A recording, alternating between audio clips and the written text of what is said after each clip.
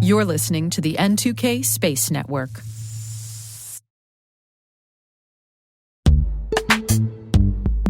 Identity architects and engineers, modernize your identity systems with Strata. Integrate legacy apps with any IDP, ensure seamless identity failover, and apply MFA without touching app code. Strata offers robust, efficient identity management, reducing tech debt and enhancing security. Gain peace of mind and operational efficiency with Strata's comprehensive solutions. Visit strata.io/cyberwire, share your biggest identity challenge, and enjoy free AirPods Pro. Optimize your identity solutions today. Visit strata.io/cyberwire. And our thanks to Strata for being a longtime friend and supporter of this podcast.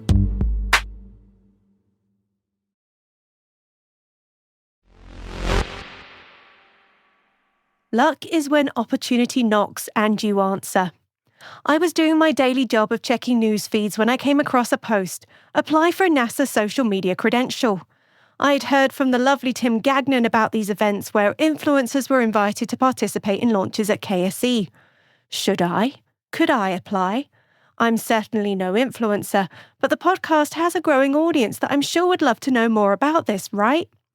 In July, I put my name forward, and a little notification in my inbox let me know that I'd been invited to the Crew 9 social media event. T-minus 20 seconds to LOS speed rest. Go for deploy. Today is August the 2nd, 2024. I'm Alice Carruth, and this is a T-minus special edition.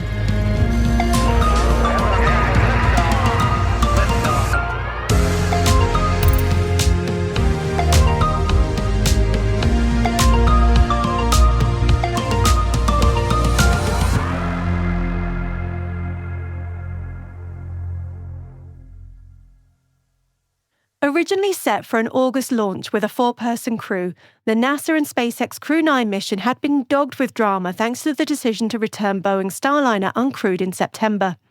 NASA made the call on August the 24th to keep Sonny Williams and Butch Wilmore on the ISS and return the Starliner capsule to Earth without them. They would become part of the Expedition 72 mission, and the Crew 9 team would be reduced to 2, leaving 2 extra seats and taking 2 additional flight suits for the 2 astronauts in orbit. Okay, so now you have the context. You can understand why there was a delay to the original flight date, which was set for August the 18th. I couldn't make that date due to family commitments anyway, so I felt fortunate and maybe a little lucky that things got postponed until September. The invite clearly stated that the dates were subject to change, and change they did. Twice before I booked my flights, and then again thanks to Hurricane Helen, a 3rd time. That last change was a late call. I left New Mexico Tuesday morning, monitoring the weather reports throughout the journey. They had Hurricane Helen reaching the Cape a little after the planned launch time, and believing that at this late point maybe they would go ahead with the event anyway. I still felt pretty certain when no changes were announced on arrival in Houston, and checked again as I landed in Orlando. It wasn't until 1 hour later, as I pulled up to my hotel in Titusville, that I was hit with the news that the weather was too unpredictable and the launch had been pushed to Saturday, with the social event starting on Friday. What is a NASA social event, I hear you ask? I can't say that I really knew ahead of time. Very little details were shared about what we were doing. The email stated that during the event, we would get the opportunity to tour NASA facilities at Kennedy, meet and interact with subject matter experts, meet fellow social media influencers and space enthusiasts, meet members of NASA's social media team, and potentially view the launch of NASA's SpaceX Crew 9. As someone who hadn't seen an orbital human spaceflight before, all this sounded great. But why does NASA do this? Here's Martina, our wonderful host, to explain in further detail. My name is Martina Duzenis. I am a public affairs officer at Kennedy, covering the diversity and safety and mission assurance beats. And then part-time, I lend myself to helping out with our social team. We are trying to reach all of your diverse audiences so that we can get the NASA story out. Originally, I believe before my time, started as a tweet up, and throughout social media's evolution, it's now called NASA Social. It's a group of digital content creators that we invite to get behind-the-scenes tours here at Kennedy Space Center. And they get the opportunity to chat with our subject matter experts. They get to ask questions. We have a NASA social panel that they also get to be part of the Q&A. And then, of course, they get to build these lifelong friendships with other folks that are either interested in space or this is the first time that they're dipping their toes in it, or, folks that they're returning as NASA Social alumni. So this isn't their first launch or their first NASA Social. We've seen folks that have gotten job opportunities after the NASA Social, or they've gotten internship opportunities. It's like a great networking opportunity, but again, a great way to continue telling the NASA story. So I landed in the Sunshine State with 2 days to kill time before my event. I spent the first night catching up with friends that had moved from New Mexico to Florida over the last few years to work for big-name companies like Boeing and Relativity. They both love where they are, but miss the excellent food in the mountains in the high desert. On day 2, I worked from the exceptional lobby of my hotel, adorned with space decoration which included an astronaut statue, a replica of Lockheed Martin's Atlas V, and a robot that roamed around, although I'm yet to figure out the purpose it served. That afternoon, I saw on the Space Hipsters page on Facebook that a group was planning to meet at Zarella's to include another stranded social attendee, so I hopped in an Uber and headed to Astronaut Boulevard. The restaurant is an astronaut hangout. Photos of visiting astronauts and signed memorabilia covered the wall. I met Jean Wright, a former seamstress at NASA, along with her photographer and docent colleagues, and Steve Jones, an educator from Georgia that you'll be hearing from later. As it turned out, Steve was not only part of the NASA social event, but also staying at my hotel and offered to be my ride. His '69 Mustang, born of the year that man went to the moon, blue like the colour of the TARDIS, and named after his favourite Whovian sidekick Sarah Jane, was a hit with all that saw her and a sweet ride for my adventures. On Thursday, I woke to a beautiful sunrise at the hotel and waited for Hurricane Helen to make her presence known. I'd stocked up on snacks and planned to spend the day hunkered down at the hotel to avoid the wind and rain. Helen caused utter devastation to parts of Florida and to states further north, but only skirted with the Cape region, downing a few power lines in her wake. The launch and social events were still on. More of that lady luck shining down on me. Okay, it's Friday, September the 27th. It's day 1 of the NASA social event. And I've just spent the last 24 hours hiding out from Hurricane Helen in my hotel room in Titusville. I woke up to a very dark and gloomy space outside. Luckily, the hurricane didn't cause too much damage in the area, though it did down a lot of power to a lot of homes and residents. So I'm not sure whether or not we're going to get a lot today. In fact, I have no idea what the itinerary is. It's changed so many times since I first signed up for this NASA social event that it could be absolutely anything that we can expect today, and it could even be a cancellation of the launch itself.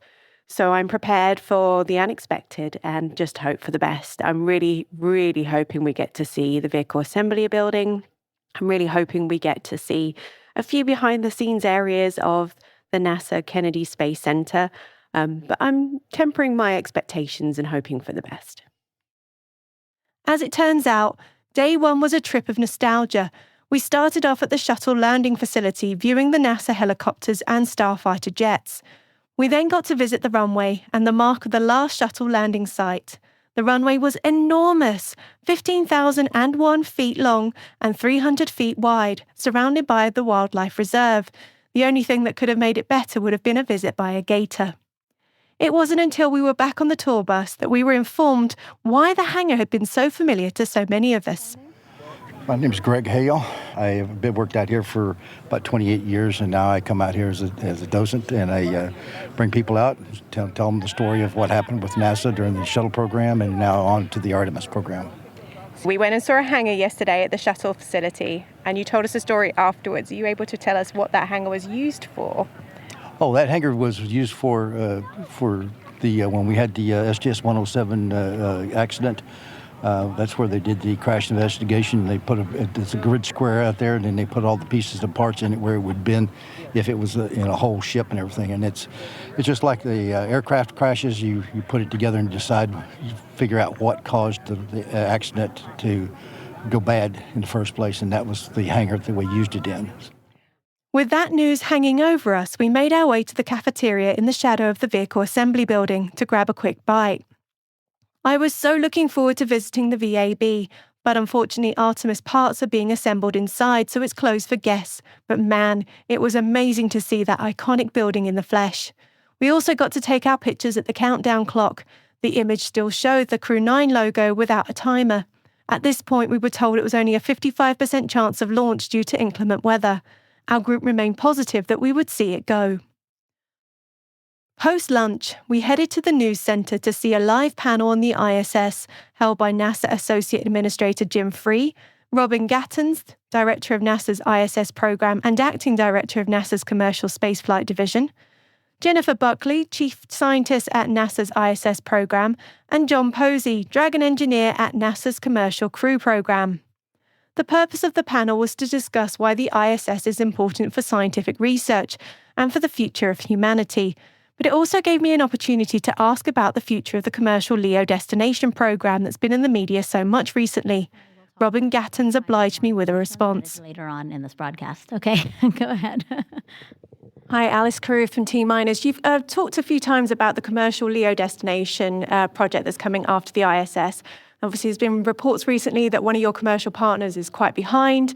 Russia hasn't committed beyond 2028 to be able to commit to the ISS. What are the contingency plans for NASA if something goes wrong and you aren't able to get something ready in time for you to deorbit? Yeah, so we're working really hard with our commercial partners to get a space station, a commercial space station by the end of the decade.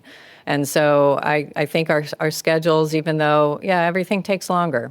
And we're seeing that certainly with some of these companies because, when you're developing something new, it generally takes longer. All of our vehicles have taken longer than scheduled, but I think we are still on a path to getting that capability by the end of the decade, and we're committed to doing that so that we can have a transition with no gap. That's the last thing we want is to break this 23, by then 28, 29-year streak of continuous presence by not having a place to go. So we're working really hard on that, and our commercial partners are doing well. They're making progress. We've got a lot of interested companies out there, and that's exciting to see. And we're going to be, stay tuned, because we're going to be, we just released our LEO microgravity strategy, which outlines our goals and objectives for our future plans in low Earth orbit. And we're excited about that. We're excited about issuing our request for proposals next year and making some awards for the next phase of that development. One thing that I hadn't quite understood ahead of my visit was just how vast the Cape was and how it housed two separate launch facilities. The Cape is 17 miles long and 6 miles wide and has both the NASA facility and the original Air Force, now Space Force, base next door. After the panel, our tour took us to Complex 26 on the Space Force side to see the launch site of Explorer 1, America's first satellite. There we met James Draper, director of the museum that now occupies the site and shares the story of the early launches from the area.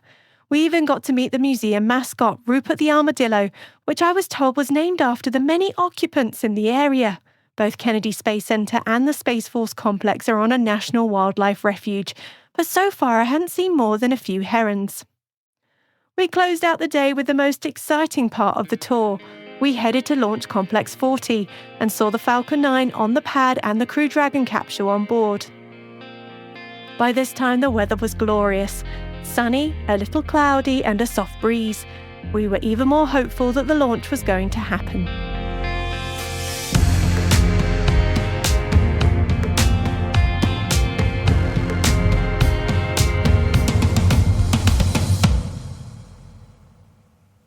We'll be right back.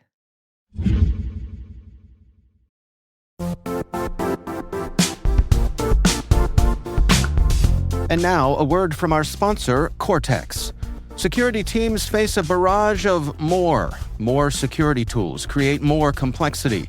More devices need protection. More specialized focus areas create more silos. The security landscape is changing fast. How can security operations transform to meet current threats? Cortex by Palo Alto Networks consolidates SecOps tools into an integrated platform and helps organizations stop threats at scale with AI, automation, and analytics. Learn more at paloaltonetworks.com/Cortex.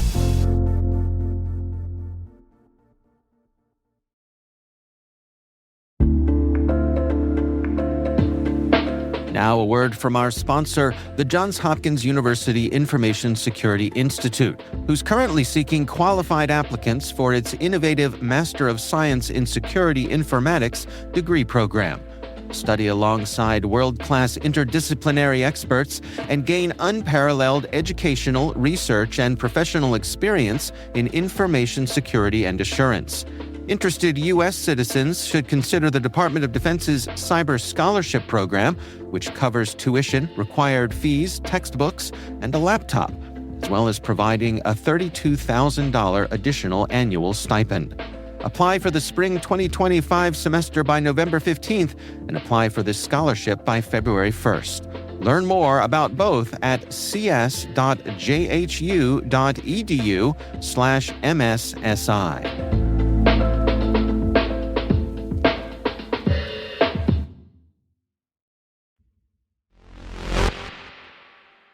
Welcome back.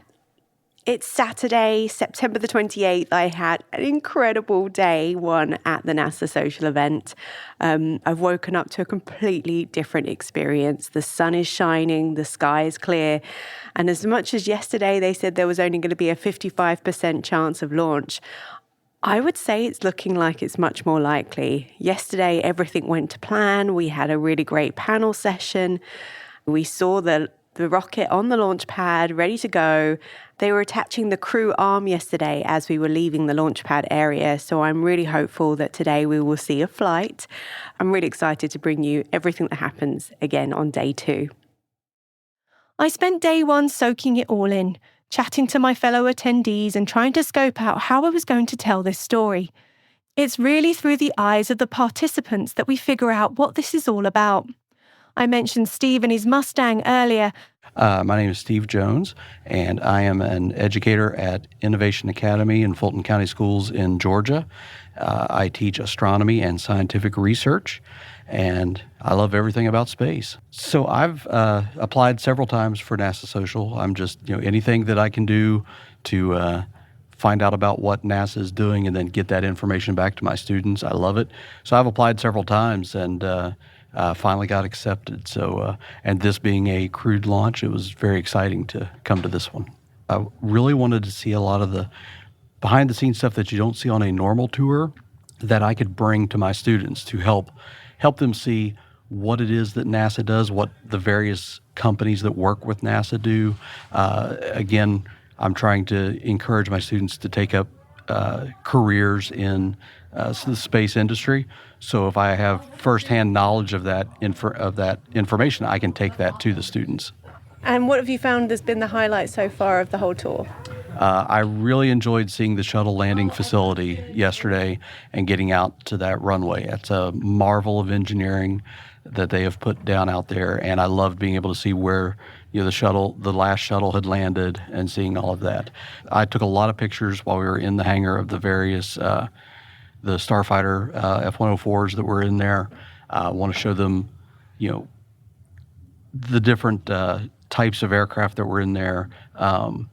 I want to go to my students who are in the health sciences and talk to them about what we learned in the ISS 101 press conference yesterday about, it's not just astronauts and engineers. There's all sorts of different careers with NASA. There's all sorts of ways to be involved. So that's really what I want to take to them, and kind of share. If I can share my passion and excitement for what I've done, and be able to reach at least one student, then I've done well. We'd spent the morning of day 2 over at the crew walkout area. Media were allowed right in front of the doors that opened to see the crew jump into their waiting Teslas. Us social media folk waited across the street. We were hiding from the morning sun when a familiar face walked towards us. Administrator Bill Nelson came to say hello and was quickly followed by Associate Administrator Pam Melroy. Not a bad start to the day to spot 2 former shuttle astronauts. Nick Hague and Alexander Gorbanov came out of the crew quarters in their SpaceX flight suits, paused to say goodbye to their families and to headed off to the pad. We were then corralled into the bus and taken back to the media center to wait to see if the launch would still proceed. Yes, even at this point, the weather wasn't looking good for the launch time at 1:17 p.m. Clouds had rolled in and there was thunder in the area. I had assumed that there would be a small window of launch opportunity, but hadn't taken into account that for ISS docking, it was the set time of 1:17 p.m. liftoff, or not at all. The time at the media center allowed me the opportunity to speak to the other NASA social participants. Outreach really seemed to be a strong reason many attended the social event. My name is Chris Roshnot. I'm 24K on the socials, and I'm from Las Vegas. I'm trying to help cover the STEM part of NASA and get more people involved in STEM. What has been the most rewarding part of the NASA social for you? It's really the people, getting to meet everybody, talk with you, talk with everyone from around the world that's here, also excited about space and technology. That's what I'm most excited for sure. Joan had a particularly interesting story. As a children's author, she had released a series of books to engage middle and high school students in space careers. My name is Joan Marie Galot. Galot rhymes with dot, and I wrote the Dot to Dot in the Sky series. So tell me, what made you apply for the NASA social event? When I heard about the NASA social event, I could not resist. To be around people who share my passion for space and space exploration and the night sky is just a wonderful experience. I live just outside Edmonton, which is Alberta's capital city in Alberta, Canada. It was about 8 hours flying to get here. Had to change planes in Ottawa, so yeah, a bit of a commitment. What were your expectations coming into this event? I was expecting to learn more about what goes on behind the scenes, and I've been very satisfied with that. I have learned more about what goes on behind the scenes. There's so many people employed by NASA who are not astronauts. I mean, there's just what an incredible support system. You go past building, and there's all these people supporting the space program, and I love that. I think it's, I write books for children, and I want kids to know that there's more than one job in the space industry. If you're passionate about building things, you could be an engineer. If you're passionate about sewing, you could create spacecraft, spacesuits, different things, and a food scientist, like to prepare all the food that goes up into space. There's just so many ways to be involved. It's exciting. It really is. It was soon after this last chat was recorded that we were informed that things were looking good for launch. We were up to 70% for go. We were also told that we wouldn't be watching the launch from the wharf in front of the VAB. Instead, we were heading back to the Space Force area to a viewing spot just over 2 miles away from Launch Pad 40, across the water to watch it lift off. The clouds were thick and vast at this point, but as we were standing near the Space Force's weather team, we were informed that an opening was expected at the time of the launch window. There's a lot that could cause a scrub at this point, and after all the delays, I tempered my expectations, but as luck would have it, I spotted my first real wildlife. In the water in front of the media were at least 3 large alligators. Another lucky sign, maybe. Things were looking very positive for a launch. We watched the venting of the spacecraft and the crew walkway pull away from the rocket. 1:17 p.m. grew closer and the media area drew quiet. And then, this.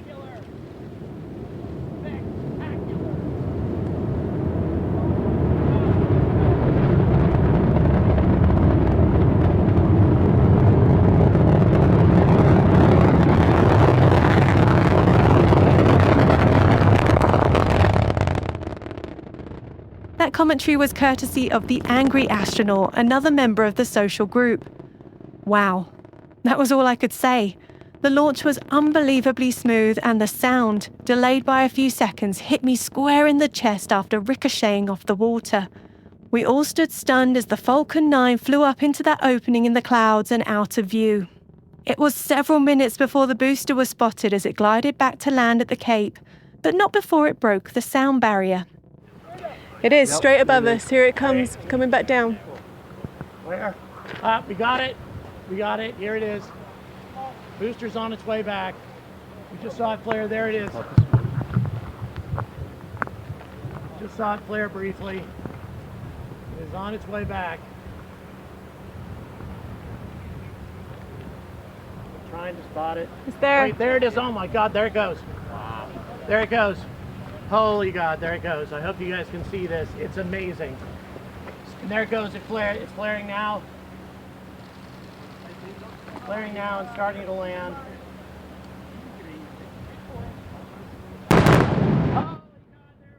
More commentary from the angry astronaut, and another vibration felt through my entire body. I honestly think the re-entry was more thrilling. I hadn't realised how graceful the booster looked coming into land, even if it didn't sound it. And as quick as it had taken off, it was quickly over. The social media team were herded back to the bus and taken back to our starting point to go our separate ways. I started a WhatsApp group to share our images and stories, and most importantly, as a method to stay in touch. I want to thank the incredible photographers in the group for sharing their images so I could focus on capturing audio. You have astounded me with your talents. I have shared a few on the T-Minus Instagram page, so go and check them out. And to add to the drama, the heavens opened and it rained on and off for the rest of the afternoon. It really was a miracle that the launch took off without a weather delay. Thank you to Martina and Greg for being our guides for the 2 days on site, and to Vicky and Tim for driving the bus. Thank you to Steve for his rides in the Stang. Go check out his images of the classic car in front of the VAB at Steve Stang 1969 on Instagram. And thank you to Lady Luck for keeping us all safe and letting the launch go off nominally.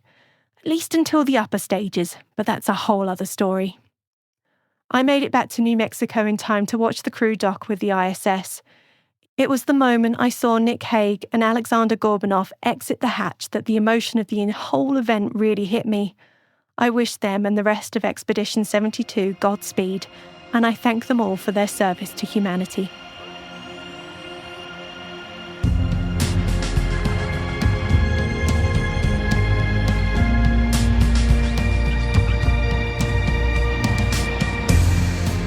That's it for T-Minus for October the 2nd, 2024, brought to you by N2K Cyberwire.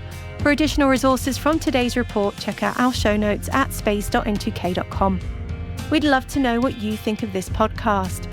You can email us at space@n2k.com or submit the survey in the show notes. Your feedback ensures we deliver the information that keeps you a step ahead in the rapidly changing space industry. N2K Strategic Workforce Intelligence optimizes the value of your biggest investment, your people. We make you smarter about your team while making your team smarter. This episode was produced and narrated by me, Alice Carruth. Our associate producer is Liz Stokes. We're mixed by Elliot Peltzman and Trey Hester with original music by Elliot Peltzman. Our executive producer is Jennifer Iben. Our executive editor is Brandon Karff. Simone Petrella is our president and Peter Kilpie is our publisher. Thanks for listening and stay lucky.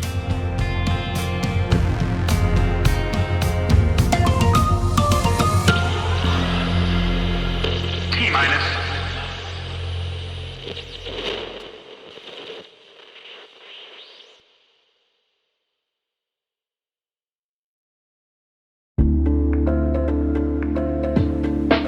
And now, a word from our sponsor, Maltego. Cyber, physical, fraud, and foreign influence threats are evolving as we speak. Automation alone can't catch them all, making human insights indispensable. The Maltego platform lets your analysts connect and analyze seemingly unrelated data by bringing OSINT, internal logs, threat feeds, and more into one place. Visit www.maltego.com to discover how Maltego supercharges analysts with real-time intelligence to identify and mitigate threats, keeping businesses and the public safe. That's www.maltego.com, your all-in-one platform for OSINT and investigations.